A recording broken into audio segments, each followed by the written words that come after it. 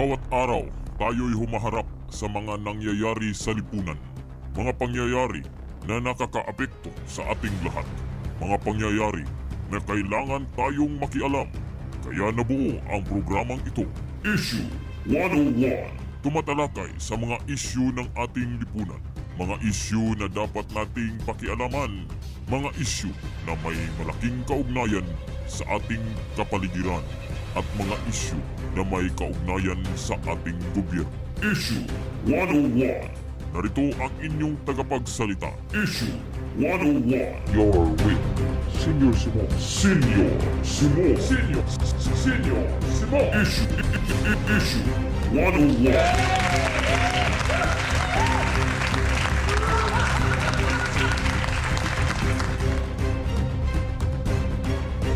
Luzon, Visayas at Mindanao. Buong bansa, buong Pilipinas, buong mundo na may Pilipino. Welcome sa isa naman pong live stream ng araw ngayon na Miyerkules at 10 ng Hunyo taong 2026, June 10, 2026, Wednesday. Kumusta po kayong lahat dyan? Umasa ako na nasa mabuti po kayong kalagayan. Malulusog ang inyong pangungutawan. Welcome sa isa naman pong live stream. Sa live stream na ito po ang ating pag-uusapan. At pwede po kayo makisali sa ating talakayan mga kaisyo by means sa ating chat box dyan. Binalaan ang Senado ni National Bureau of Investigation or NBI Director Melvin Matibag na may banta ito.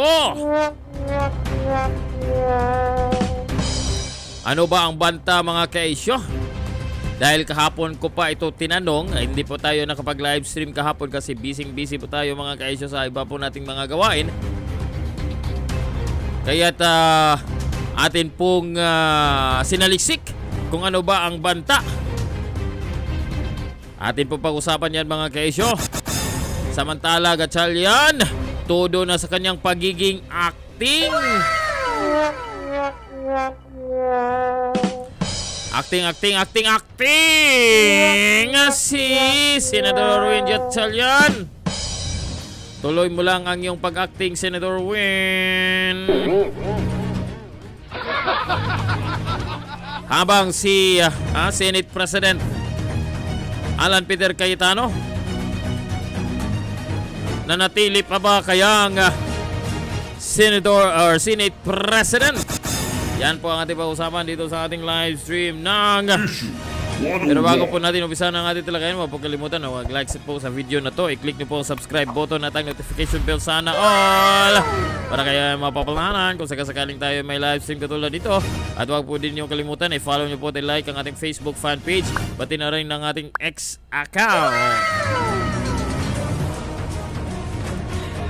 And iniimbitahan po din kayo. Yan. Inibitahan ko po din kayo na sumali sa ating mga ka-issue sa issue 101. Welcome po ang lahat dito. Sangayon o salungat man sa ating posisyon. Welcome po kayong mag-post at mag-comment, magtalakay o magpahayag mga ka-issue. Ito po ang ginawa po nating group page sa mga ka-issue sa issue 101 sa Facebook. Kaya without any further ado, umpisa na natin ang ating talakayan dito sa live stream na kasama po inyong likod si Senior Simo.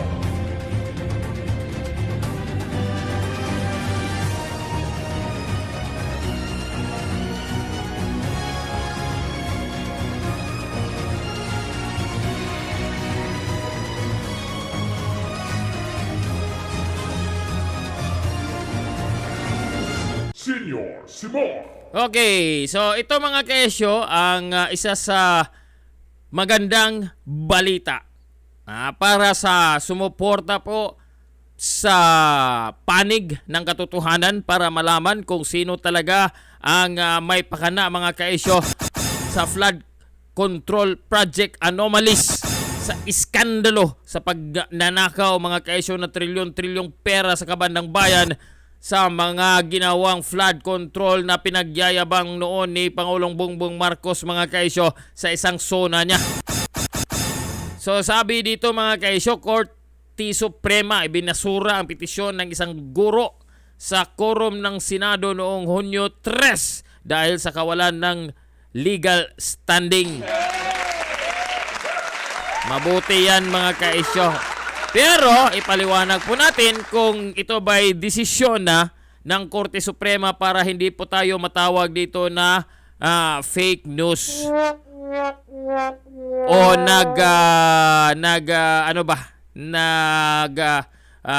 gawa ng kapikian dito.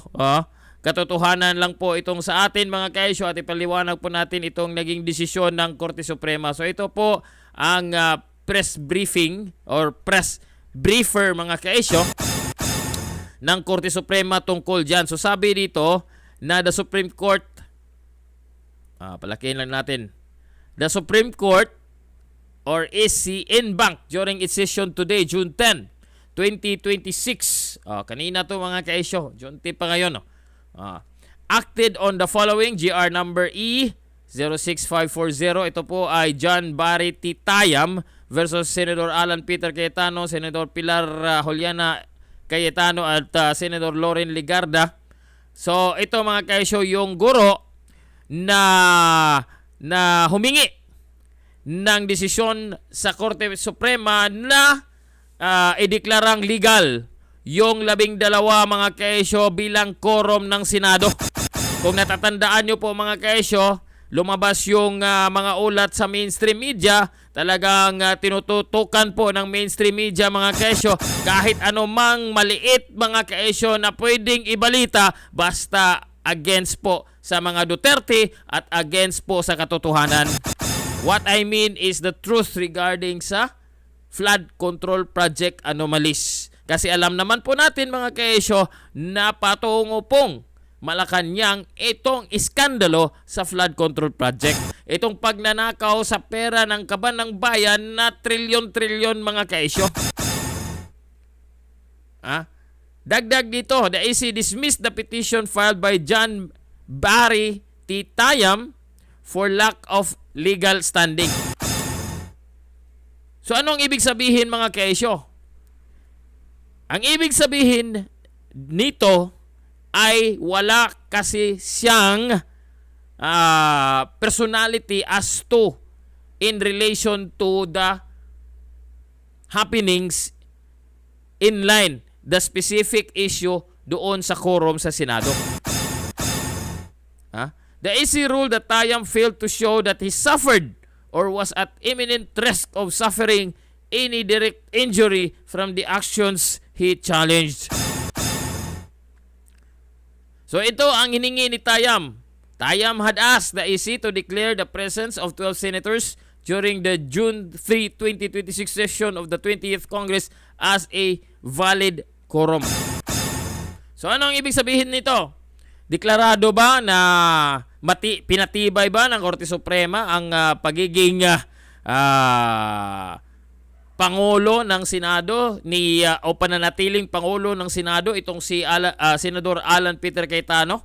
O kaya'y hindi sumang-ayon ang Korte Suprema sa naging desisyon ng 12? Or diniklara bang illegal ang 12 senators bilang naging quorum mga kaisyo? Okay. Ipaliwanag po natin sa inyo para po hindi po tayo magiging fake news peddler dito katulad ni Auntie Claire. So ang ibig sabihin nito mga kaisyo, hindi po deklarado ng Korte Suprema, no, kahit po tayo ay pro Duterte, hindi po deklarado or pro Alan Peter Cayetano Black. So hindi po dineklara dito sa desisyon na ito na inilabas ng Korte Suprema na pinatibay ng Korte Suprema ang pagiging Senate President ni Senador Alan Peter Cayetano, nor it declared the quorum na diniklara ng Senado noong June 3, 2026 mga kaisyo as constitutional. So wala pong binigyan ng desisyon ang Korte Suprema. Okay, naputol po tayo ng sandali. Okay, balik na. Okay. So hindi po diniklara. Ang ibig lang pong sabihin dito ng press briefer o itong desisyon ng Korte Suprema is that itong reklamante, itong petitioner na si John Barry Taya mga kaisyo ay walang legal na pinagbabasihan ng kanyang reklamo. Kasi hindi siya direktang apektado sa naging desisyon ng 12 senador na tawagin o ideklarang quorum yung nangyari noong June 3, 2026. Okay, klaro po yun mga kaisyo ha? Sana'y naliwanagan po tayo. So, dito tayo mga kaisyo sa bahagi na kung saan, this is all related, no?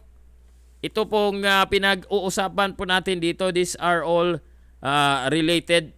Okay.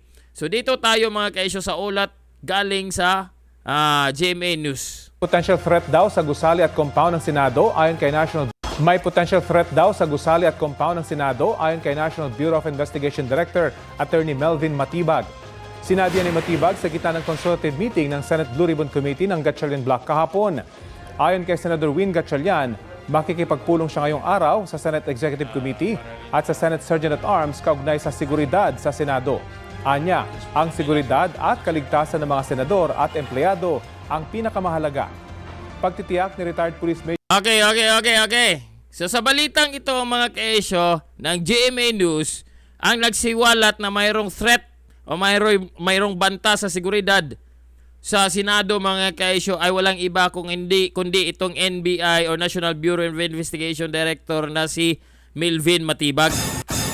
Na alam naman po natin mga kaisyo na pinupolitika na ni Matibag ang NBI at siya ang naging rason kung bakit mababa ang respeto at pagtingin ng taong bayan sa National Bureau of Investigation ngayon. This is caused by this director of the NBI.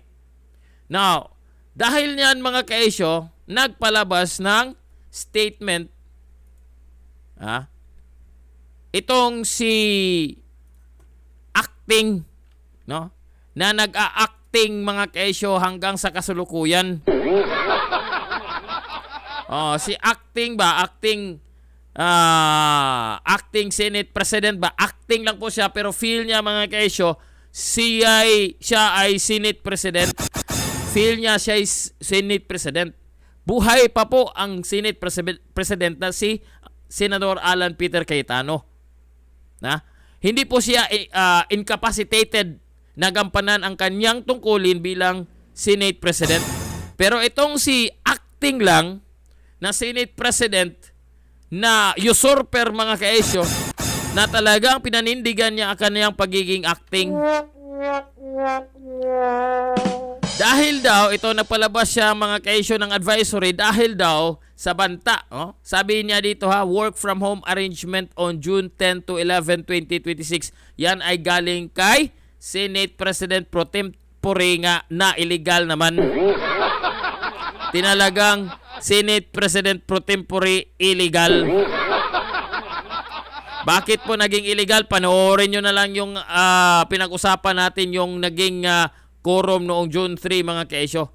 That is very important topic for you to understand kung bakit nagiging illegal itong pagtalaga kay Senate President Pro Tempore Kono Sherwin Gatchalian. Sabi niya dito dated kahapon June 9.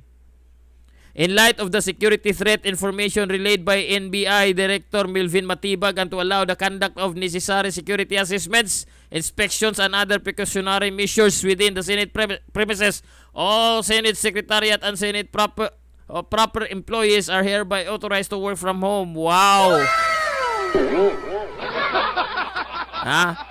For the remainder of the week, June 10 to 11, buti, wow, napaka-wow! Pinagsasahod kayo dyan sa Senado pero ay nako. Totoo.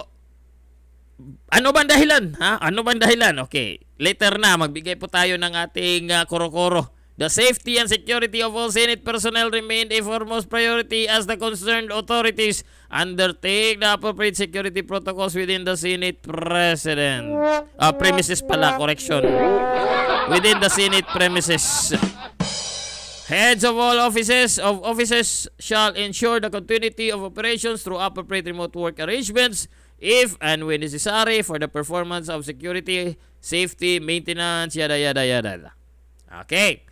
Now, itong si Senate President, legal na Senate President Alan Peter Cayetano ay nagpalabas ng statement tungkol dyan.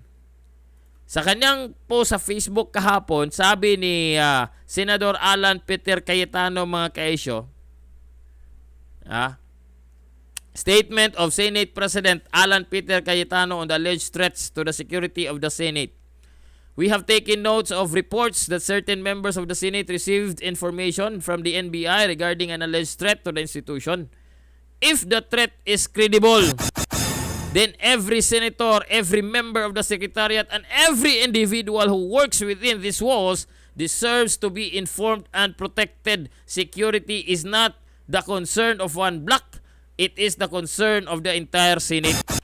Sabi ni Senador or Senate President Senador Alan Peter Cayetano, mga kaisyo, dito sa post niya, kung totoo daw yung banta sa seguridad sa Senado, mga kaisyo, dapat alam ng bawat senador, dapat alam ng bawat miyembro ng sekretariat, at dapat malaman ng lahat o individual na nagtatabaho doon sa Senado, mga kaisyo, tungkol sa banta ng seguridad.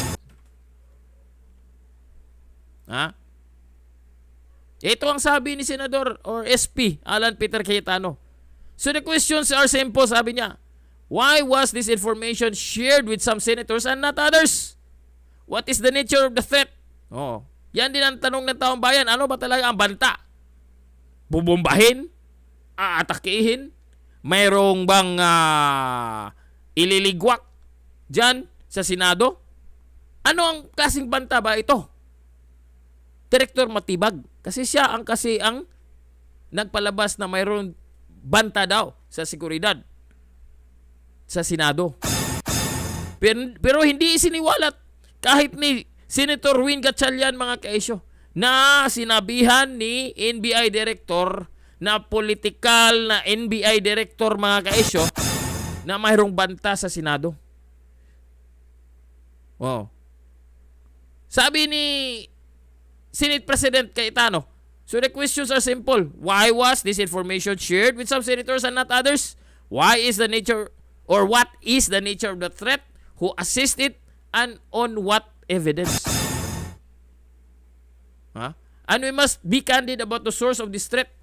It did not come from the Senate's own office of the Sergeant at Arms, the office constitutionally charged with protecting this institution. It came from the NBI, and in any honest accounting require us to weight that source carefully. Tama. Bakit ang NBI ang unang gumawa ng gulo sa Senado noong hinabol nila si Bato without proper papers, documents, and valid warrant of arrest? Hindi pa nga valido ang warrant of arrest noon, noong inilabas yan. Later pa, nag-unseal ang ICC sa sinabing warrant of arrest na hindi naman vinalidate ng kahit sinong o anong korte sa bansa natin yung warrant of arrest na yun, mga kaisyo. Sabi niya, this is the same NBI whose personnel only weeks ago attempted to prevent an elected senator from performing his duties, physically assaulted a Senate employee, yung binugbog nila, yung kumusta na ba kaya yung binugbog? Okay, naputol ulit tayo. Pasensya na po kung putol-putol po ang ating live stream, kasi PLDT, nanawagan po tayo sa PLDT dyan. Sana'y aksyonan nyo po ang aming internet connection po dito. Okay, sige. So, kasi ito din ang nakikita ng taong bayan. Or tanong ng taong bayan, kumusta na ba yung mga NBI personnel na nambubog doon sa usaa personnel. Wala lang, quits na yun. Senador Alan Peter Cayetano, kumusta na? Tanungin nga natin si SP. Senate President, kumusta na? Yung na binugbog na membro nyo na tauhan ng Senado. Okay, tuloy tayo. Recklessly provoked an armed confrontation with our Senate security inside these very grounds. An incident in which shots were fired within the home of the legislature itself. It is the same NBI whose director days ago walked into a contested committee proceeding and publicly proclaimed which faction he deemed legitimate. Grabe, no? NBI, nagiging political institution na. Imbes na wala po silang dapat na kinikilingan. Wala dapat silang pinapaboran. Legitimate sila, ang NBI director mismo ang nagdeklara kung sino ang legitimate na Blue Ribbon Committee. Now, para hindi po tayo maubusan ng oras at maputol ulit mga kaisyo, dito tayo. Kasi si Senador Alan Peter Cayetano din ay nagpalabas tungkol dyan sa order, no? Na dapat ipagpatuloy yung trabaho. Sabi niya dito, in view of the upcoming Independence Day on June 12, 2026, please be reminded that in accordance with Section 8 of the 2024, so on and so forth, the Senate shall automatically implement the 8 to 5 p.m. working hours should a holiday fall on a Friday. Thus, the official working hours of the Senate from Monday, June 8 to Thursday, June 11 is from 8 to 5. All employees are expected to observe the prescribed working hours and ensure punctual attendance and compliance with office regulations. So, yan din mga kaisyo.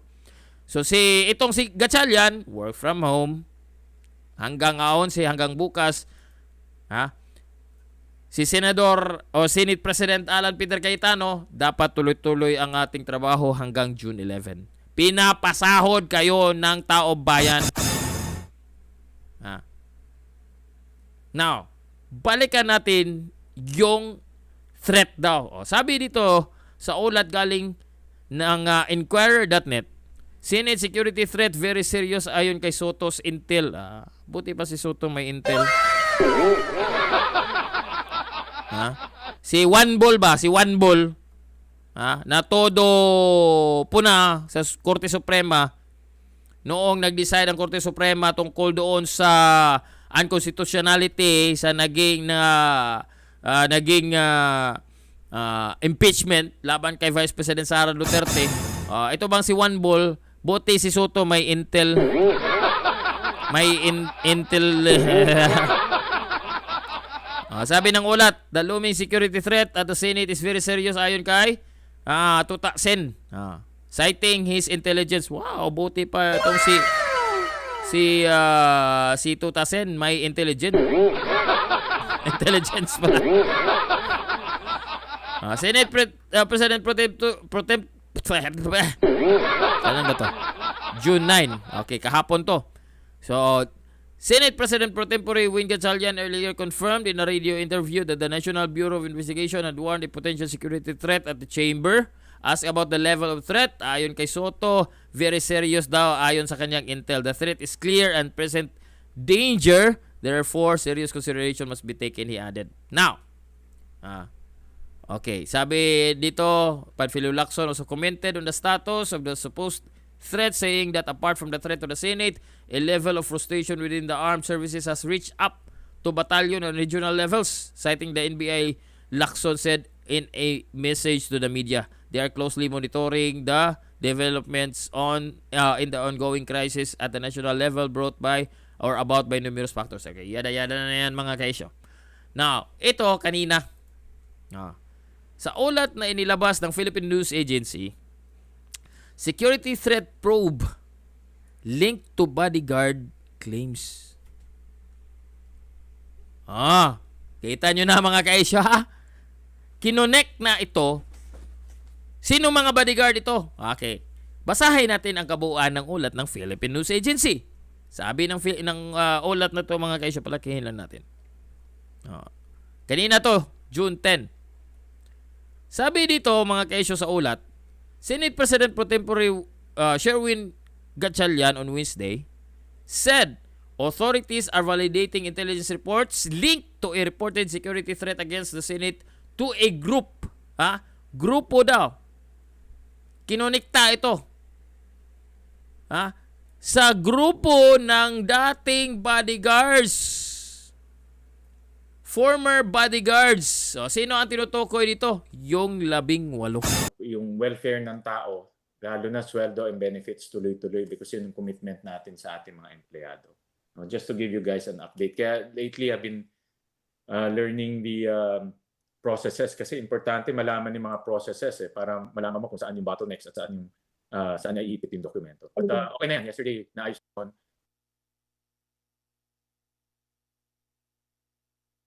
Meron din akong nabasa at nakukuha mga intel na merong mga rallies gagawin sa June 12, particularly sa Malacanang. Daan nga ako sa Malacanang, nag-set up na rin sila ng barricade doon. So yung mga ganitong intel information, sinuseryoso natin because yung situation ay na-finalize na.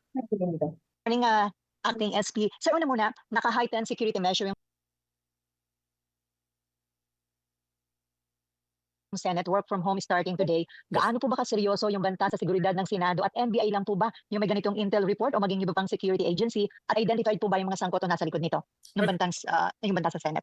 Well, Shelly, lahat ng banta sinuseryoso natin, especially sa mga ganitong sitwasyon. Meron din akong nabasa at nakukuha mga intel na may barricade doon. So yung mga ganitong intel information, sinuseryoso Sergeant at Arms to already coordinate with Nika. Meron din sila Sergeant at Arms today and tomorrow we'll be coordinating with all pasensya ha. Hanapin natin yung sagot niya mga guys. these intelligence agencies. Kasi hindi ko pa actually napanood ng buo itong video na to. So hanapin natin yung sagot niya. Bakit inuugnay niya mga kaisyo yung dating bodyguard sa banta sa Senado? Ma-validate at malaman na masigurado natin yung kanilang safety and security. Sir, dun sa intelligence information, identified kung sino yung mga involved, sino yung nasa likod ng banta sa seguridad ng Senado? May mga personalities na na-mention ang NBI. But hindi ko muna sasabihin because we're investigating and validating. Kita nyo mga kaisyo? Have you seen the working itong mga manipulation ng administrasyon ni Bongbong Marcos na mga puppet tauhan itong 12 na nagnakaw ng agaw ng posisyon mga kaisyo sa panguluhan o pagpapatakbo ng Senado. Mayroong comment dito kay Lilibeth Balyos. Nahibang talaga yang si Cheese. Si Win. Cheese naman. Sabi niya dito hindi tukoy ang mga personalidad. Ulit ha. Ang tanong ng reporter kung napangalanan ba o nalalaman ba kung sino-sino yung mga sangkot o threat sa Senado. Sino yung nasa likod ng banta sa seguridad ng Senado? May mga likod ng banta sa Senado. personalities na na-mention ang NBI. But hindi ko muna sasabihin because we're investigating and validating. So we're cross-referencing it also with other intelligence agencies. And then my second question, ibinasuro niya po yung alok ni Senator Alan na power sharing. Okay. Handa pa po ba kayo? Skip lang natin. Hanapin natin itong sinabi niya mga kaisyo. Dahil sinabi dito ito yung virtual press briefing. Gatchalian said the NBI relayed information that prompted Senate official to tighten security protocols, employees, yada yada. According to NBI, it might be connected to them. Sinong them ang tinutukoy dito? Hanapin natin mga kaisyo para makuha natin talaga kung bakit iniugnay na ito sa 18 former bodyguards. Para hindi maklaro natin kung ang tinutukoy pa dito yung 18 iniugnay yung security threat sa Senado doon sa 18 matatapang na dating sundalo? Ito, hanapin lang natin mga kaisyo para maklaro. Pag-usap sa kanya, ang advice po na Malacanang, huwag magtiwala kay Senator Alan. At any comment po doon sa sinabi niya na dalawa daw yung So yun ang rin-recognize ngayon ng ng mga ibang branches of government. Proceedings ng Senator. open naman tayo sa Sir. sabi ko Sally, open ang aking pintuan para sa walang madidili na sweldo. Basically sharing some of the responsibilities since he's still claiming to be the Senate President. Na hindi See everything. No? Give us an idea, what is this? Is this a bomb threat? Is this a threat na may magrarally sa labas? Idea. mga dokumento. Sir, papunta ako dun sa yung issue ng threat. Sir, can you give us at least an idea? I know you cannot naman see everything. No? Give us an idea, what is this? Is this a bomb threat? Is this a threat na may magrarally sa labas ng Senado, susugod sa loob? Yun ang tanong natin kanina mga kaisya. Kung natandaan yun sa simula ng live stream natin. Kasi hindi klaro. Bomb threat ba yan? Mayroon bang liligwakin? Mayroon bang i-assassinate? At least give us a picture, sir. What threat are we talking about? Okay. Nung if you remember nung Blue Ribbon na consultative meeting, Ito. nag-suspend si Chairman Erwin Tulfo at linapitan siya ni Director Matibag, no? At Ayun pala mga kaisyo, yung parabang nag-meeting sila. Pero meeting naman talaga yung ginawa nila noong kailan ba yun? Noong Lunes. Nag-meeting sila mga kaisyo. Tapos nag-meeting din sila mga kaisyo na sila din lang.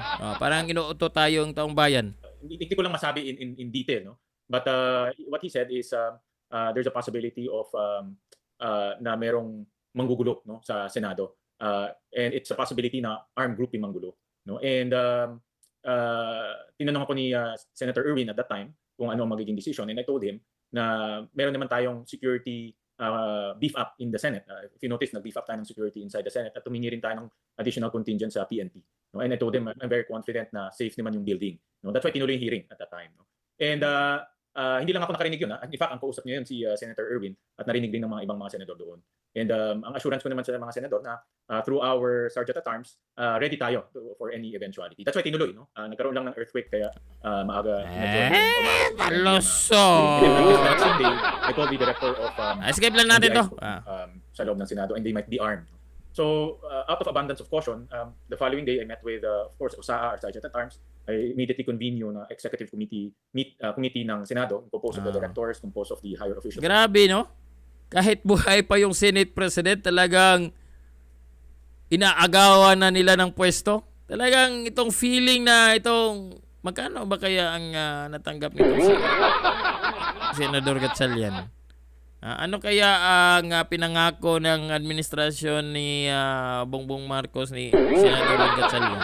Kasi magtatapos na, mag-graduate na itong si Win Gatchalian mga guys. Hindi na siya makatakbo ulit sa pagka-senador. Ano kaya ang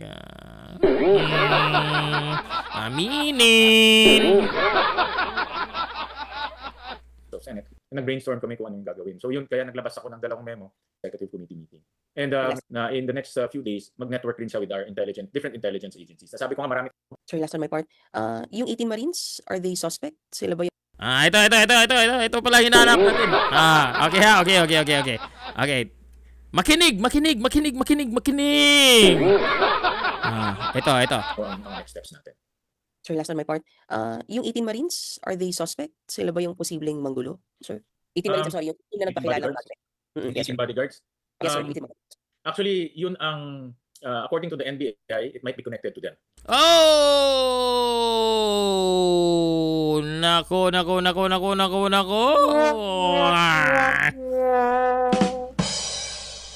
Ulitin natin mga guys. So ito pala, ito yung inilabas. It might be connected with them. It might be connected with them. Mali ito. Oy, ano talaga tong mga tauhan ni Anti-Clear. Might connected with them, hindi to them. Ulit. Atras lang natin ng kaunti mga guys para makuha po natin yung sinabi ni Senador Win Gatchalian dito. So ang tanong ni TV5 Mian Los Baños to? Los Baños ba 'yan? Sige. Sorry, last on my part. Yung 18 Marines, are they suspect? Sila ba yung posibleng manggulo? Sir? 18 Marines, sorry, yung na nagpakilala. Yes, bodyguards? Yes, sir, 18 Marines. Actually, yun ang, according to the NBI, it might be connected to them. So that's why, out of abundance of caution, Kuha nyo mga kaisyo. It might be connected with them. Ulit ha, ulit. Once more times mga kaisyo. Once more times. Ang tanong ni TV5. Yung 18 Marines, are they suspect? Sila ba yung posibleng manggulo, sir? 18 Marines, sorry, yung na nagpakilala. Yes, sir. bodyguards. Yes, sir. 18 Marines. Actually, yun ang, according to the NBI, it might be connected to them. So that's why, out of abundance of caution, we took these steps, no? Yung work from home and heightened security measures. Kuha nyo mga kaisyo. Ito, suspect na ang 18 dating mga sundalo dito sa Banta sa Senado. No? Kuha na. Grabe talaga ang galawan ng mga tuta ni Bongbong Marcos sa Senado mga kaisyo. Grabe talaga. Issue 101.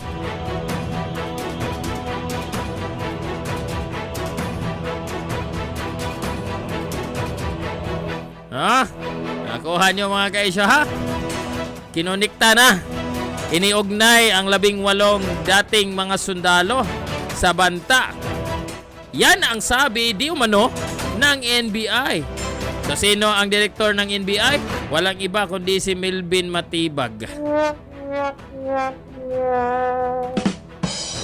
Huwag po kalimutan na mag-like sa video na to, mag-subscribe sa ating YouTube channel at sa iba po nating mga social media accounts mga kaisyo para tuloy-tuloy po tayong mananatili sa himpapawid o sa social media o sa internet. Grabe no. Mag-analyze pa tayo ulit dito mga kaisyo kung ano ba ang, kasi sabi nga ang Banta daw is armado. Ano ba, may manggugulo daw, armado daw ang manggugulo mga kaisyo. At iniugnay ang 18 dating sundalo sa manggugulo daw sa Senado. You heard it? Mismo galing kay Senador Gatchalian at ang sinabi niya ay itong impormasyon na to ay galing kay NBI Director Matibag. Diyan na po muna tayo mga guys sa ating live stream ngayon. It's now 12:13. Alas 12:13 na ng hating gabi. It's already June 11. Grabe talaga no. Ang galawan ng mga tuta ni Bongbong Marcos mula kay NBI Director Melvin Matibag. Ngayon itong acting Gatchalian at ang iba pang 11 kasi ika-12 itong si Gatchalian mga guys. Nevertheless, tapusin na muna natin ang ating live stream ngayon mga ka-isyo. As what I mentioned, huwag pong kalimutan na mag-subscribe po sa YouTube channel na ito. Hanggang sa muli, ito po ang inyong likod na si Issue 101. Mali.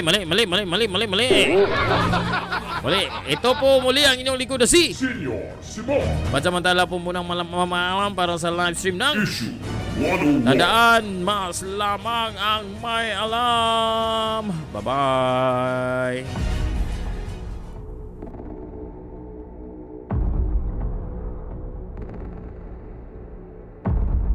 At yan ang Issue 101.